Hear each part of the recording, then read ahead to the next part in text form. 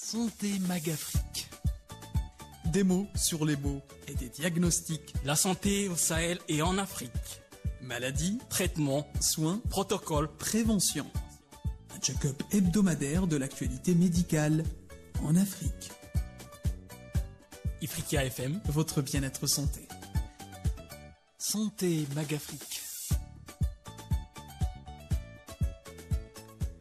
Auditeurs, auditrices d'Ifriqiya FM, bonjour à vous, merci de nous rejoindre pour 26 minutes santé que vous passerez avec moi, Samar Hamedi, le docteur Elias Hamouk, spécialiste des maladies infectieuses. Bonjour docteur, comment ça va? Bonjour Samar, ça va bien et toi? Ça va tranquille. On va donc parler de signes comme on va parler de signes comme la fièvre, les maux de tête et là on ne parle pas de Covid-19, on va parler de méningite.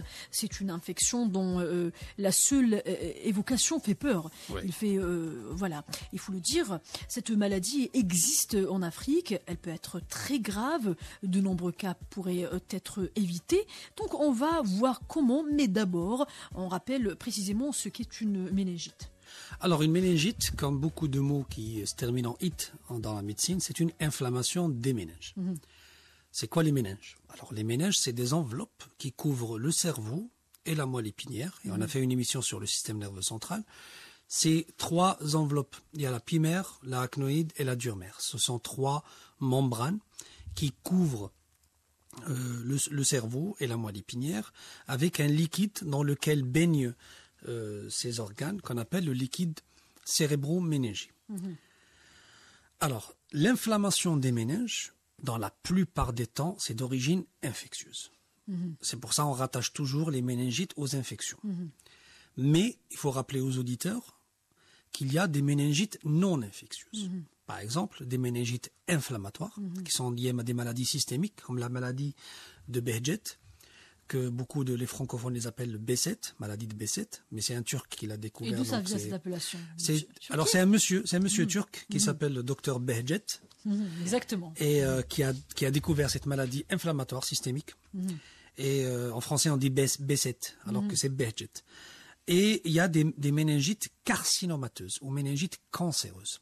Donc on va trouver dans le liquide céphalorachidien, on va trouver des cellules cancéreuses. Mais dans la majorité des cas, les méningites sont d'origine infectieuse. Ça peut être viral. Donc ça peut être l'origine, bactérienne. elle est infectieuse. Dans la majorité des cas, elle est infectieuse. C'est un problème sérieux de santé qui peut être bénin. Qui peut être aussi mortelle. Parfois, ça nécessite même pas d'hospitalisation. Mais ça peut être mortel rapidement. C'est un problème sérieux. C'est un problème sérieux de santé. Donc voici les méningites infectieuses. Ça peut être viral. Ça peut être bactérien, parfois parasitaire, parfois des champignons. Maintenant, on reste dans notre continent, l'Afrique. Qu'en est-il des premières apparitions de méningite et puis, on reste toujours dans le continent. Est-ce qu'elles se concentrent le plus, toujours en Afrique? Alors, les méningites, c'est pas une maladie tropicale, c'est pas une maladie africaine, c'est des maladies qui existent dans tous les pays du monde. Parce que ça Partout peut dans être le dû monde, oui. à un virus, à une bactérie, à un champignon, à un parasite. Exactement. Maintenant, en Afrique, on a une particularité au niveau des pays du Sahel. Il y a ce qu'on appelle la ceinture méningitique du Sahel. Exactement. C'est dû à une bactérie bien particulière qui est le Neisseria meningitidis, qu'on appelle le méningocoque. C'est une bactérie qui donne des méningites assez graves et qui existe surtout dans cette partie de l'Afrique, partie du monde qui est la ceinture du Sahel. C'est pour ça qu'il est de préférence quand on voyage dans cette zone-là de faire le vaccin contre le méningocoque. Mais ça existe aussi, par exemple, dans d'autres régions du monde. Ça évolue par épidémie, notamment en Arabie Saoudite, à la Mecque. C'est pour ça que pour les gens qui font les pèlerins, une vaccination contre cette bactérie, donc vaccination contre le méningocoque, est obligatoire pour faire le pèlerinage à la Mecque, par exemple. C'est une maladie qui existe partout dans le monde, mais surtout dans cette partie de l'Afrique. Voilà. Qu'est-ce qui fait qu'elle est concentrée le plus dans cette partie de l'Afrique? Qu'est-ce qui nourrit cette concentration? Ah, ça, on sait pas. Ça, on sait pas. Dans d'autres pays, ça évolue par épidémie. On peut trouver une épidémie chaque 2 ans, chaque 3 ans, chaque 4 ans qui dure une semaine, 15 jours. Mais on a constaté dans cette partie de l'Afrique qu'elle revient souvent. Donc c'est pas une maladie, je répète, c'est pas une maladie tropicale, mais c'est une maladie qui existe partout dans cette zone du monde. C'est comme par exemple la rage dans les pays du Nord-Afrique ou la brucellose dans les zones d'élevage, la méningite à méningocoque est vraiment à une fréquence élevée dans cette partie du monde, à savoir la ceinture du Sahel. Donc, parlons des facteurs à risque d'une méningite. Qu'en est-il des causes? Est-ce plutôt dans la région, la nourriture, la transmission? D'ailleurs, nous parlons de transmission juste après. Alors, vu que on ne dit pas la méningite, on dit les méningites. Les méningites, parce c'est au que pluriel. il y a des méningites virales qu'on connaît très bien. Par exemple, la grippe, le virus de la grippe peut donner une méningite. Il y a des entérovirus qui sont véhiculés par voie digestive qui peuvent donner une méningite. C'est les plus fréquentes d'ailleurs, les méningites virales sont les plus fréquentes et qui souvent ne nécessitent aucun traitement, mais c'est juste une surveillance. Par contre, pour les méningites bactériennes, les plus fréquentes, on a l'hémophilus influenzae, surtout chez les enfants, qui est transmissible. On a le méningocoque qui est transmissible aussi, mais on a le pneumocoque. C'est une bactérie qui donne une méningite qui n'est pas transmissible. Ça survient surtout après une infection sévère de l'oreille ou des sinus. Ça peut se transmettre vers le cerveau. Donc et là, donner c'est une dans le méningite. cadre d'infection. Voilà, ça c'est pas transmissible, c'est plutôt une infection ORL qui s'est aggravée d'une méningite. Mais comment se fait cette infection? En fait, c'est des personnes qui font une otite, une sinusite, qui n'est pas bien traitée et ça évolue de proche en proche. Vous savez très bien que l'oreille, elle est proche du cerveau, elle est proche des méninges. Donc, par contiguïté, cette bactérie, elle va donner au début une otite, parfois une mastoïdite, et aller vers une méningite. C'est pour ça on fait par exemple un scanner, on va trouver qu'il y a une otite à côté ou une sinusite à côté. C'est pour ça on va traiter la méningite et l'otite, parce que c'est la porte d'entrée. Ça c'est pour les grosso modo pour les méningites bactériennes. Pour les méningites dues à des champignons, généralement comme le cryptocoque, cela est dû le plus souvent à un problème d'immunité. Ça survient surtout chez les personnes atteintes de VIH qui ne sont pas traitées et qui font des méningites particulières dues à des champignons. Maintenant, il y a l'herpès par exemple, c'est un virus qui donne une méningite, mais c'est pas transmissible. Donc, dans les méningites, c'est pour résumer, il y a des maladies transmissibles, il y a des maladies qui ne sont pas transmissibles, qui sont dues à des facteurs liés à l'homme, donc soit une infection de l'oreille, soit une baisse de l'immunité. Exactement. Alors, parmi les causes, docteur, nous avons évoqué la transmission. Comment se fait-elle? Par quelle voie? En fait, ça dépend des maladies. Pour le méningocoque, c'est le responsable de la méningite qu'on trouve dans les pays du Sahel. La transmission, elle est aérienne. C'est comme la grippe, c'est comme la Covid, c'est comme la rougeole. Donc, c'est une personne qui a la bactérie dans la gorge et qui va, en parlant, en toussant, en éternuant, va la contaminer une autre personne. Il y a la tuberculose, là on l'oublie d'en parler parce que la tuberculose la plus fréquente, et on a fait une émission déjà, c'est la tuberculose pulmonaire, mais il y a des tuberculoses extrapulmonaires comme la méningite tuberculeuse qui n'est pas contagieuse mais qui existe. Donc, pour résumer, il y a des maladies qui sont transmissibles, il y a des maladies qui ne sont pas transmissibles, qui sont dues aux facteurs de l'homme lui-même. Voilà. Alors, on va parler des symptômes qui peuvent évoquer des méningites. Ils ne sont pas très spécifiques, mais bon, ils existent. Comment ils se manifestent? Alors, il y a deux grands groupes. Il y a la méningite et la méningoencéphalite. La méningoencéphalite, c'est quand il y a une atteinte des méninges plus atteinte du cerveau. Alors, dans le cadre d'une méningite, habituellement, ce n'est pas toujours le cas, mais habituellement, on a des maux de tête qui sont particulières. Soit parce qu'elles durent trop longtemps, soit parce qu'elles ne répondent pas au traitement antalgique qu'on connaît, par exemple du paracétamol, soit elles sont associées à des fièvres, à une fièvre, ou à des vomissements faciles. Ce n'est pas les vomissements où on se serre l'estomac pour vomir, c'est des vomissements qui vont rapidement. C'est ce qu'on appelle un syndrome méningé fonctionnel. Donc des maux de tête, des vomissements, une photophobie, c'est-à-dire on n'arrive pas à voir la lumière parce que la lumière nous fait mal à la tête. Ça, ce qu'on appelle un syndrome méningé fonctionnel, c'est-à-dire c'est les symptômes d'une méningite. Ça ressemble un petit peu à de la migraine. Ça ressemble un peu à la migraine, sauf que la migraine, il n'y a pas de fièvre. Donc le signe qui va nous orienter vers la méningite, c'est la fièvre. Ça, c'est très important. Et c'est vrai que dans la migraine, la céphalée, le maux de tête peut durer plusieurs heures, voire plusieurs jours. On peut avoir mal à la tête quand on voit la lumière, quand il y a le sang, etc. Mais dans la méningite, c'est la fièvre. C'est la fièvre qui va ajouter. C'est un syndrome méningé fébrile. Il y a aussi autre chose, c'est une douleur à la nuque. On a mal à la tête et on a une douleur à la nuque et on sent une raideur de la nuque. On sent que notre cou est assez raide. Ça, c'est très en faveur d'une méningite. Dans la méningoencéphalite, c'est les mêmes signes, mais on a l'atteinte du cerveau qui est en plus. Donc bien sûr que c'est plus grave, des troubles de la conscience, des troubles du comportement, une désorientation temporospatiale, parfois un coma. Là, c'est pas une méningite, c'est une méningoencéphalite. Donc c'est une atteinte des méninges plus atteinte du cerveau. Ça, c'est pour les symptômes. Bien sûr, la fièvre, c'est un élément très important qui va nous orienter vers une étiologie infectieuse. Et ça, c'est les symptômes. Maintenant, l'examen clinique, le médecin va vous examiner. Il va constater une raideur méningée. C'est-à-dire, votre nuque, elle est raide. Parce que quand on essaye de fléchir la tête sur le thorax, ça va être très très difficile parce que vous avez la nuque qui est dure, qui est raide. Ça, c'est très en faveur de la méningite. Mais bien sûr, on va en parler dans le diagnostic. La méningite, le diagnostic est biologique. On va faire un prélèvement et on va en parler dans le diagnostic. Mais les signes cliniques, ils donnent une orientation. Voilà. Donc on dit des méningites et pas une méningite. Donc on a plusieurs genres ou types. Citons ces méningites, docteur, par une petite définition de chacune. En fait, il y a des méningites virales, comme l'herpès, comme les entérovirus, comme le virus de la grippe, le virus de la Covid. On a vu qu'il y avait des gens qui faisaient une Covid avec une méningite. C'est les méningites les plus fréquentes et entre parenthèses les moins méchantes. C'est les plus gentilles. Il y a aussi les bactériennes. Les méningites bactériennes, soit les transmissibles comme le méningocoque ou l'hémophilus influenzae, le méningite à pneumocoque qui n'est pas transmissible, il y a la méningite tuberculeuse qui peut exister, elle est rare.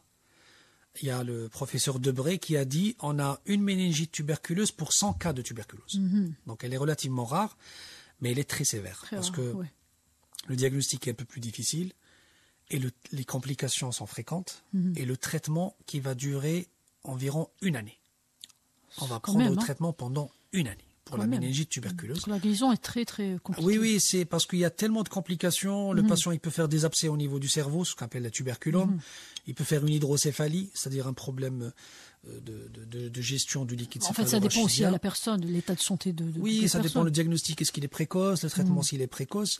Il y a des méningites mycosiques, qu'on appelle des champignons. Donc ça ne survient généralement qu'à des personnes qui ont une immunodépression. Chez les VIH, par exemple, on a la méningite à cryptocoque. Donc, grosso modo, c'est ça. Maintenant, j'ai dit qu'il y a des méningites qui ne sont pas infectieuses, des maladies inflammatoires, des cancers qui peuvent donner une méningite, mais elles sont beaucoup plus rares par rapport aux méningites infectieuses. Donc, on a dit qu'on a des méningites bactériennes, mais on a aussi des méningites bactériennes aiguës. Pourquoi ? Qu'est-ce qui fait que ces méningites deviennent aiguës ? Alors, aigu, ça veut dire ça évolue rapidement. Alors, la majorité des méningites, c'est rapide. C'est des symptômes qui durent 1 jour, 2 jours, 3 jours. La plupart des méningites. Maintenant, la méningite tuberculeuse, ça s'installe pendant plusieurs jours, ça met du temps, mais la plupart des méningites, ça évolue rapidement. Même la méningite cérébrospinale, c'est-à-dire due au méningocoque, elle peut évoluer, elle peut tuer en quelques heures. Parce que le patient, il va faire une méningite, mais il va faire ce qu'on appelle un purpura fulminans. C'est quoi ? C'est un trouble du sang qui va donner une hémorragie viscérale, des taches au niveau de la peau qui vont évoluer sous nos yeux. On voit les taches qui augmentent. C'est un état de défaillance vasculaire. Donc même à l'extérieur, ça se voit. Donc, ça se voit. On a ce qu'on appelle un purpura. C'est quoi un purpura ? C'est des taches de sang sur la peau. Donc la peau, elle est pigmentée. Elle est pigmentée et ça augmente à vue d'œil. On voit que le sang, les taches augmentent de volume rapidement et la personne, elle va faire une défaillance vasculaire. Donc c'est une hémorragie généralisée avec une tension qui va chuter rapidement. C'est une histoire de quelques heures. C'est vraiment dramatique, la méningite cérébrospinale. C'est pour ça que le diagnostic est très très important et on va en parler dans le diagnostic des méningites. Donc on a parlé des types de méningites, maintenant nous allons parler de différences. On a cité virale et bactérienne. Quelle est la différence entre virale et bactérienne? C'est l'étiologie, hein. Il y a des virus, il y a des bactéries. Les bactéries nécessitent un traitement antibiotique. Généralement, c'est un antibiotique, parfois 2 antibiotiques. Dans le cas de la tuberculose, au début, c'est 4 antibiotiques, puis on passe à 2 antibiotiques. Les virus, généralement, il n'y a pas de traitement, sauf pour l'herpès, où on va donner un traitement, c'est de l'acyclovir, c'est un traitement particulier. Pour les méningites dues à des champignons, il faut donner un antimycosique, donc un antiparasitaire. Mais généralement, ça survient chez des personnes qui sont vraiment immunodéprimées. Et quelle est donc la plus grave, virale ou bactérienne? On peut pas le dire. Ça dépend. Il y a l'herpès, si on le traite pas, généralement il est mortel. Les bactériennes, si on les traite pas, généralement elles sont mortelles. Mais d'habitude, le plus souvent, c'est les bactériennes. Parce que si elles ne sont pas traitées, elles sont mortelles.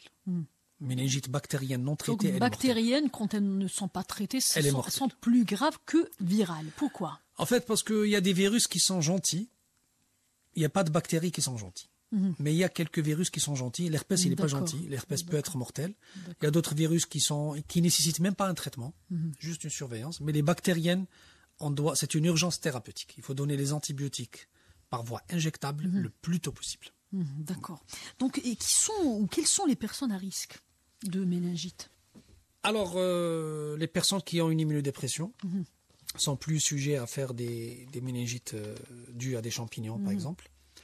Les enfants, les nourrissants, sont plus sujets à faire des méningites, que ce soit virales ou bactériennes. Est-ce que c'est plus mortel chez les enfants? J'imagine que leur système immunitaire... les maladies infectieuses sont toujours plus sévères chez les enfants. Généralement, les enfants... Il y a un espoir quand même de guérison chez l'enfant. Oui, bien sûr, si on diagnostique rapidement, si on traite rapidement même une méningite bactérienne, on guérit sans séquelles. Maintenant, s'il y a un retard diagnostique, s'il y a un retard thérapeutique, on peut avoir des séquelles surtout chez les enfants. Pourquoi? Parce que les enfants, leur cerveau est toujours en développement. Donc, si on a des séquelles, ça va influer sur la vision, sur l'audition, ça va donner des épilepsies, etc. Donc, toujours les enfants, ce sont les premières victimes. C'est là où il y a les cas les plus dangereux. Vous aviez évoqué un type qui évolue très très vite. La méningite cérébrospinale, qui est foudroyante. C'est un peu difficile. Même chez l'adulte, mais surtout chez l'enfant. Et il ne faut pas oublier les sujets âgés. Pourquoi? Parce que les symptômes dont on a parlé, les céphalées, les vomissements, la raideur de la nuque, etc., peuvent être absents chez les personnes âgées. Une personne âgée, quand elle fait de la fièvre, ça peut s'exprimer autrement. Par exemple, trouble du comportement. On voit la personne qui ne s'exprime pas bien ou qui est un peu perdue dans sa tête, etc. Et ça peut être des signes indirects du méningite. Et chez les enfants aussi, chez les nourrissants, les tout petits, il ne faut pas s'attendre à des maux de tête.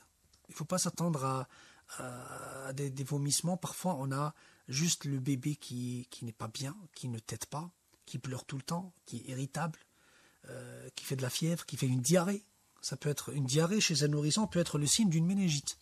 C'est pour ça que chez les bébés, notamment les nourrissants, il ne faut jamais hésiter à faire une ponction lombaire. Si on a un bébé et on ne trouve pas la fièvre, il n'a pas par exemple une angine, une rhinopharyngite, etc., il faut toujours chercher la méningite parce qu'il y a des signes qui sont trompeurs, notamment chez les tout petits.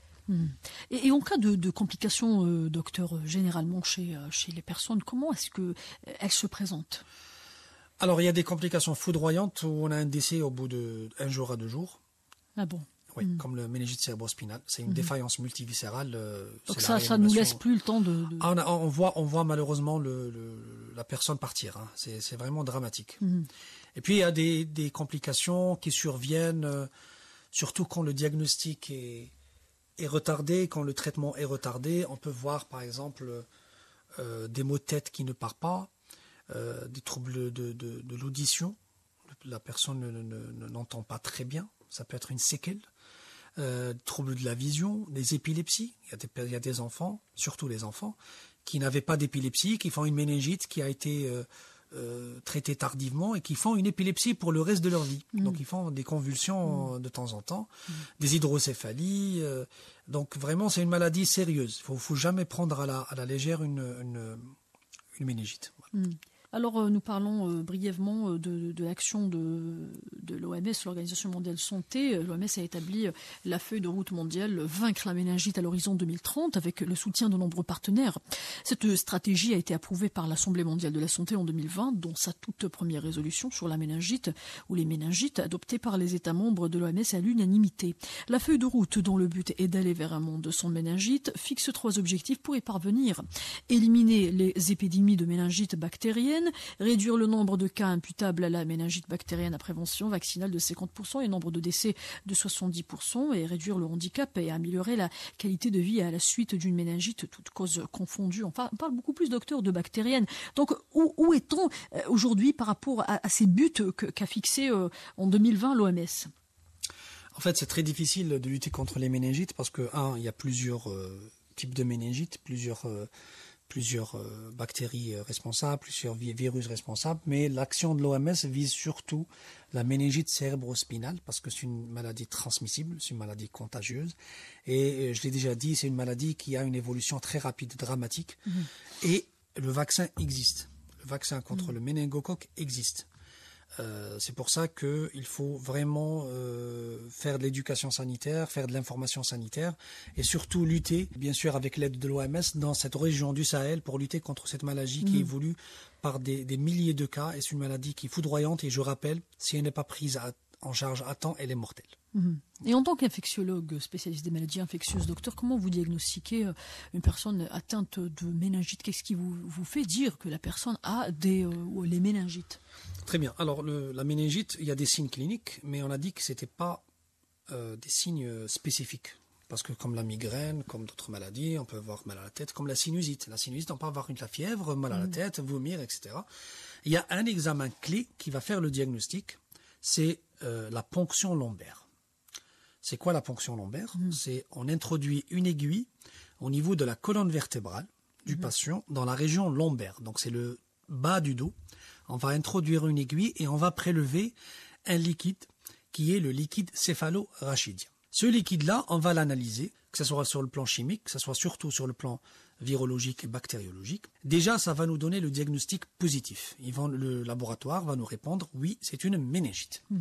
Deuxièmement, ça va nous donner des signes, soit directs, soit indirects, pour savoir est-ce que c'est une méningite virale, est-ce que c'est une méningite bactérienne. Bien sûr, les méthodes les plus perfectionnées, c'est la PCR, qui va donner, comme pour la Covid, qui va donner le diagnostic. Mais l'examen clé de la méningite, c'est la ponction lombaire, avec prélèvement du liquide céphalo-rachidien. On va l'analyser.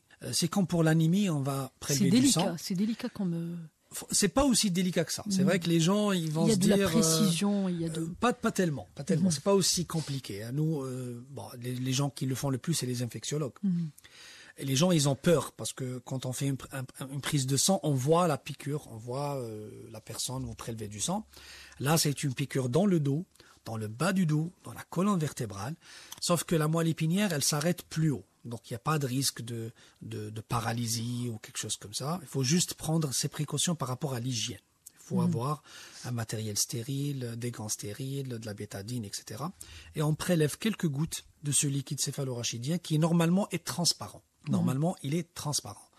Et là, on va l'analyser et ça va nous orienter. Est-ce que c'est une méningite virale? Est-ce que c'est une méningite bactérienne? Et là, on va commencer le traitement dans les minutes qui suivent. Et justement, docteur, parlons du traitement. Alors, la méningite, c'est une urgence. C'est une pathologie qui est sérieuse. Qui peut être rapidement mortelle aussi. Oui, c'est une urgence. Quand il s'agit d'une méningite bactérienne, il faut commencer le traitement dans les minutes qui suivent le diagnostic. Même, j'ai parlé du purpura fulminans, quand il y a des taches de sang, etc., on va commencer le traitement même avant de faire le prélèvement. On commence directement le traitement, ça c'est très important. Quand on a une méningite, on hospitalise la personne. Le patient est hospitalisé. Quand c'est une méningite virale, dans la plupart des cas, il n'y a pas de traitement. On va juste surveiller la personne, voir sa conscience, etc. Quand il s'agit d'une méningite bactérienne, il faut des antibiotiques d'une manière urgente. On commence même au niveau des urgences. On commence la première dose au niveau des urgences et on va hospitaliser la personne. Ça peut aller de 7 jours jusqu'à 14 jours, le traitement. Antibiotiques pour les méningites bactériennes les plus fréquentes, c'est 16 jours à 14 jours. Pour la méningite tuberculeuse, c'est 1 année. Ça ne veut pas dire que la personne va rester 1 année à l'hôpital, mais elle va commencer au moins 15 jours de traitement à l'hôpital. Et quand on sera plus rassuré, elle va sortir, mais continuer le traitement pendant 1 année, parce que c'est une méningite grave et on risque des complications très importantes. Et maintenant, comment éviter le drame? Comment prévenir? Alors, prévention pour les maladies non transmissibles, comme le méningocoque, c'est le vaccin. Et quand on est malade, quand on a des signes respiratoires, c'est de mettre la bavette, mettre le masque chirurgical pour ne pas contaminer les autres. Les personnes qui font le pneumocoque, généralement, c'est des personnes qui ont des otites, des sinusites et mastoïdites, donc des infections ORL qui ont été mal prises en charge. Donc, quand on fait une infection de l'oreille, une infection des sinus, il faut traiter correctement pour éviter la méningite. Et bien sûr, les personnes qui ont le VIH, il faut bien prendre son traitement pour élever son immunité et avoir un beau taux d'immunité qui va le protéger contre ces méningites opportunistes. On arrive bientôt à la fin de cette émission, docteur Ilyas Khamouk. Est-ce que vous avez un message à faire passer sur ce sujet-là, les méningites, à nos médecins qui nous écoutent? Alors, la méningite, c'est une question sérieuse. C'est une urgence diagnostique et thérapeutique. Donc, il faut prendre vraiment au sérieux. Ça, c'est en premier. Deuxièmement, il faut lutter contre la méningite cérébrospinale en Afrique, notamment dans les pays du Sahel. Une aide de l'OMS, donc il faut vraiment accélérer le processus de vaccination pour lutter contre ce fléau, parce que je rappelle que la méningite cérébrospinale est souvent dramatique. Merci docteur Ilyas Khamouk. Je rappelle que vous êtes spécialiste des maladies infectieuses. Vous aviez passé 26 minutes avec moi, Samar Ahmedi, le docteur Ilyas Khamouk, où nous avons parlé des méningites. Nous vous donnons rendez-vous pour mercredi prochain, même heure, même station. D'ici là, prenez soin de votre santé et de votre communauté.